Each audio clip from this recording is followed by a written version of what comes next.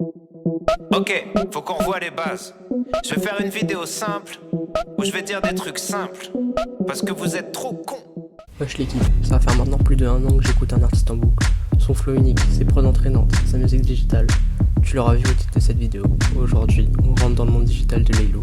Bienvenue dans ce premier épisode de VNB. Vous n'avez pas les bases basiques. Simple, vous n'avez pas les bases. Jérémy Laroux, plus connu sous le nom de Laylo, est né en 93. Il passera une partie de son enfance à Toulouse jusqu'à l'âge de 9 ans, et l'autre partie avec son père en Tunisie, puis il rejoindra sa mère en Côte d'Ivoire et reviendra finalement s'installer en France. Aux alentours de l'âge de 13 ans, Laylo va s'intéresser au rap grâce à son grand frère, qui a lui-même débuté dans le domaine mais qui a été jugé incorrect par sa famille. Laylo affirme même qu'il rappait en cachette, avec un casque ou des écouteurs, à voix basse et surtout dehors. Laylo sera influencé par du rap US avec J-Rule et J-Unit, et ensuite par le rap français, où il s'y intéressera un peu plus tard. Il commencera sa carrière en duo avec Circlo et livre un single nommé Arrête-nous si tu peux. Ils sortiront deux projets en 2013-2014, nommés Roulette Russe et 310. Rien n'a changé à part que j'ai arrêté la fac. Je voulais me consacrer au rap, j'ai juste balancé mon sac. Tu dis oh le bâtard, à 20 ans il est presque un bâtard. En 2015, Jay va s'associer avec Wheat sur le projet commun Digital Night, un EP de 8 sons accompagné de 6 clips produits par TBMA.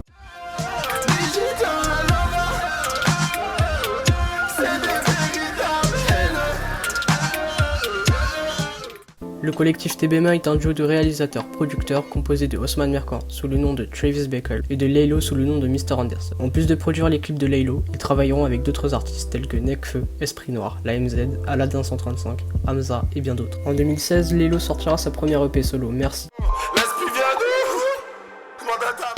Sa deuxième EP Digital Lova en 2017. Puis en 2018, il sortira deux projets, Raw et Raw Z.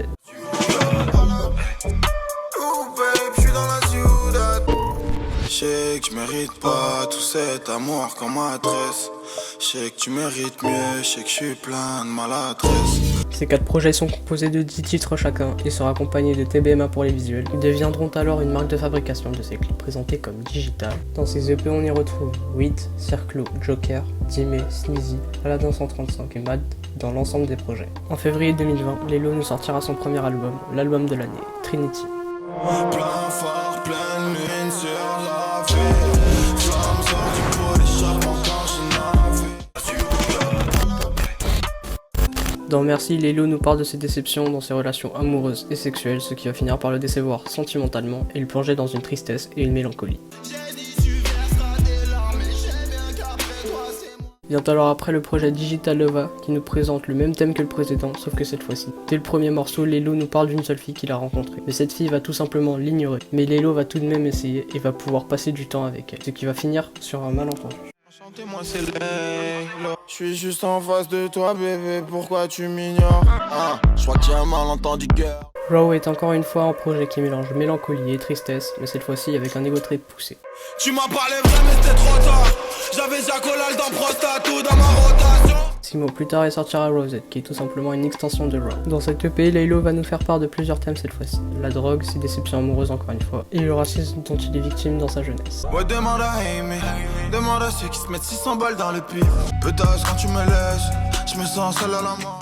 Maman a dit, fais-le en mieux, tu restes un noir, noir, noir comme les noirs qui se noient, noir comme les noirs qui veulent pas à leur table, noir comme les noirs pour qui écrivent des lois, lois qui nous laissent loin du pouvoir, voir ce qu'on pourra jamais avoir à la fin du mois. Quant à Trinity, en résumé, c'est une histoire en 3 actes, mais je vous dirige vers la vidéo du règlement qui a fait une superbe vidéo et vous présente les 3 actes. Bon, assez parlé de ces projets, maintenant venons-en aux faits. Je vais vous exposer la théorie de Gouhou, que j'ai personnellement changée, mais la théorie de base est excellente et je vous invite donc à voir sa vidéo.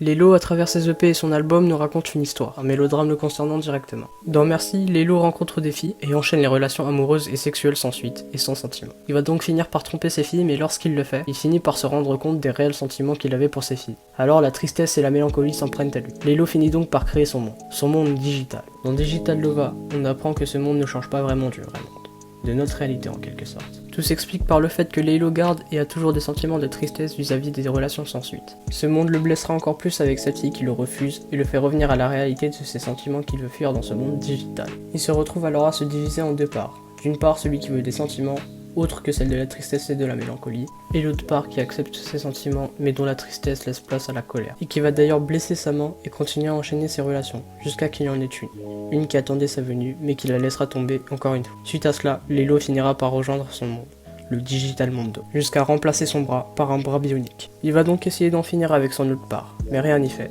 Cette partie de lui n'est que la réalité de son passé qu'il ne peut effacer à cause de sa mélancolie. Le Digital Mondo va prendre une forme, et créer par cette occasion Trinity et lui fournir une expérience émotionnelle qui va lui faire prendre une part de conscience en lui et comprendre qu'il ne peut échapper à ses sentiments. Le Digital lui a fait longtemps croire qu'il pouvait changer les choses et contrôler sa vie. Il finira par désactiver Trinity en comprenant qu'il est impossible de fuir la réalité et d'y avoir un contrôle absolu dessus. Laylo est un rappeur unique. Son rap digital vous transmet les différentes émotions qu'il expose dans ses textes, en s'inspirant notamment du 7e art, plus précisément les films de science-fiction. Il se caractérise surtout par sa façon d'innover avec ses textes et ses prods qui créent une ambiance, et un contraste sur sa performance, comme par exemple ses différentes intonations dans sa voix. Il peut te balancer un couplet grave, une punchline criée et un refrain chuchoté, tout ça dans le même. Ou encore avec la cover du projet Merci, où on y voit une Lambo, présentée comme la luxure, et un camp de réfugiés syriens, présenté comme la misère. Mais ce que j'apprécie le plus, c'est la réalisation des clips par le collectif TBMA qui sont juste impressionnants. Pour résumer, Laylo c'est le Man of the Year, grâce à sa musique innovante où tout est pensé de façon cohérente pour t'en mettre plein la gueule.